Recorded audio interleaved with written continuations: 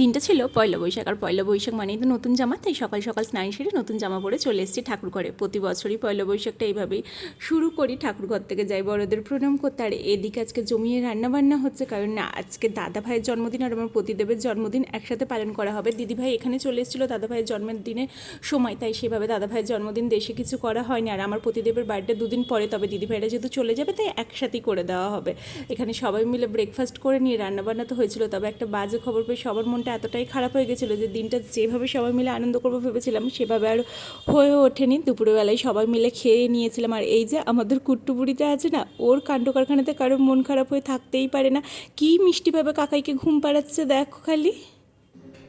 যাই ঘুম দেখতে পারা দিয়ে যত ছেলে মেয়ে পড়তে বসে খায় আর ঘুম দেখতে পারা দিয়ে যত বলে ছেলে মেয়ে খাতে বসে খায়। খাটে বসে খায়, মাথাটা হাত বুলে দে।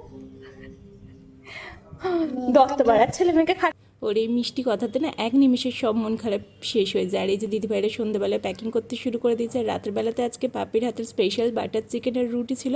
চলে আসতে হবে, আসি দেখাবে নতুন ভিডিওতে। দুঃখ